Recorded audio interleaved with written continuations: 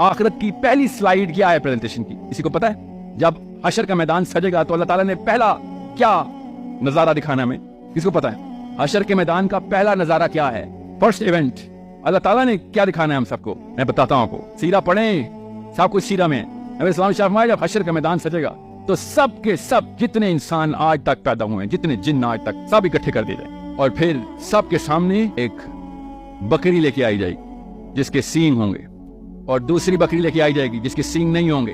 اور سمجھیں دیکھنا کیسے اسلام کو، اپنی آئیڈینٹی کو، اپنے نبی کو، اپنے کیریکٹر کی ریکوائرمنٹ کو کیسے دیکھنا ہے، ڈیمانڈ کو کیسے دیکھنا ہے. اور پھر دکھایا جائے گا کہ یہ بکرے والی سینگوں والی بکری نے بغیر سینگوں والی بکری کو مارا اپنی دنیا کے ٹائم پہ، اور اس کو پکڑ کے پوچھا جائے گا کہ تجھے اللہ نے سینگ دیے تھے، تو نے بغیر سینگ والی پہ ظلم لگا کر دیا، طاقت لگا دی، تجھے یہ مارنے کے لیے دیے تھے، تجھے طاقت اس لیے دی تھی کہ کمزور کو اوپر تو اپلائی کر دے، تجھے پتہ نہیں تھا تجھے اتھارٹی دی ہوئی اتھارٹی. یہ first slide of the presentation ہے. سب انسان اس وقت سب کانسیپٹ کلیئر کر لیں گے کہ میری تو کوئی بچت ہی کوئی نہیں ہے، یہ تو بکری جو سینگ والی ہے وہ نہیں بچی، تو میں تو اتنے ظلم کرتا رہا ہوں دنیا میں.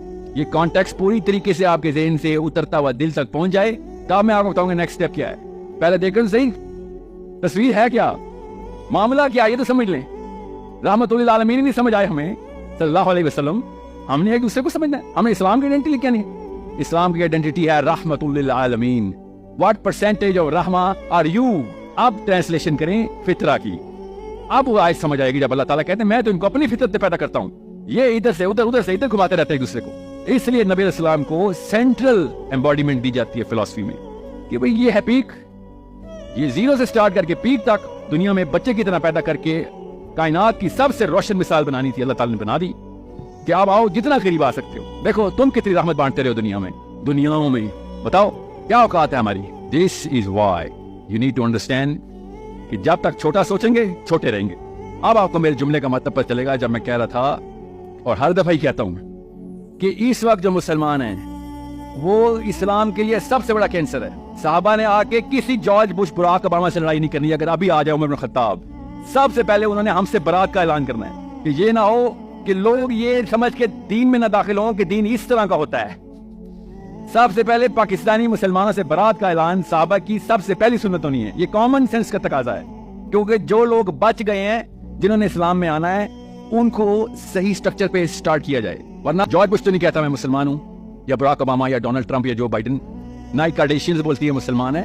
کسی قسم کی فحاشی اسلام میں غیر مسلم نہیں داخل کر سکتا، کسی قسم کی 2 نمبری غیر مسلم نہیں داخل کر سکتا. کامن سینس کی بات ہے. اسلام میں اگر مسلمانوں میں فحاشی آئی ہے تو مسلمان لے کے آئے ہوئے ہیں، مسلمانوں میں اگر 2 نمبری آئی ہوئی ہے مسلمان لے کے، مسلمانوں میں اگر کنفیوژن آئی ہوئی ہے تو وہ بھی مسلمان لے کے آئے ہیں. وہ کیسے؟ انفیریئر سائیکالوجی کے اوپر بچے پالے جائیں، چھوٹا کر دیا گیا ہے. اس کو آرکیٹائپ بولتے ہیں سائیکالوجی میں. اس کو چھوڑ دے، میں سائنس نہیں آج کھولوں گا. میں نے آج صبح سے صرف اپنے آپ کے اوپر ایک ہی تزکیہ کیا تھا کہ سائنس نہیں بیٹا.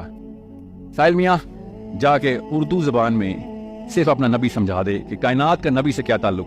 کائنات کا نبی سے تعلق سمجھ آ گیا تو آپ کو اپنا اللہ سے تعلق سمجھ آ جائے گا. It's a simple 2+2 equation, very simple. اب آئے سائیکالوجی کی بیماری ہمیں کیا لگ گئی. بولو کیا؟ ابھی بتا، کامن سینس ہے. ادھر سے ادھر دیکھیں، ادھر سے ادھر دیکھیں. ایک دوسرے کو ہم پینڈو سمجھتے ہیں. دور کہاں جا رہے ہیں؟ یہ مذہبی لوگ اکٹھے ہوئے ہیں اور ایک دوسرے کو خطر سے دیکھتے ہیں. نہ آپ نے ایسی لڑکیوں سے شادی کرنی ہے نہ آپ کو ایسے مرد چاہیے. ہم تو آپس میں ہی نہیں کوالیفائڈ، کوئی کسی اور نے کیا کرنا ہے. اتنے انفیریورٹی کمپلیکس کا شکار ہے ہم. غیر مسلم آئے گا ہمارے پاس، سیریسلی. آپ سائیکالوجی میں اگر کوئی میرے ساتھ سائیکالوجی سمجھ لیں، یہاں پہ سائیکالوجی سے بیٹھا ہوتا اور وہ کہتا ہے ساحل میاں کیا یہ انٹرنسک کمپلیکس ہے یا ایکسٹرنسک ہے، تو میں اسے کہتا ہے انٹرنسک. اس کا مطلب یہ ہے کہ اگر کوئی بھی بندہ اسلام میں آئے گا تو انفیریورٹی کمپلیکس کا شکار ہو جائے گا. جی نہیں، صرف پیدائشی مسلمان. یہ ہے مسئلہ. ہم خود اپنے گھروں کے اندر اپنے بچوں کو اسلام سے شرمندہ کرتے ہیں. دیکھا آپ نے نوٹس کیا؟ یہ بات کرتے کرتے میں خواتین کی طرف آ گیا ہوں. آپ نے اپنے ارمان غیر اسلامی رکھے ہوئے ہیں تو آپ کی بیٹیاں مسلمان کیسے ہو سکتی ہیں؟ آپ کے ارمان غیر اسلامی ہیں. آپ کے ڈر جو ہے نا، آپ کے ڈر، ارمان ایک طرف ہوتے ہیں، ڈر ایک طرف.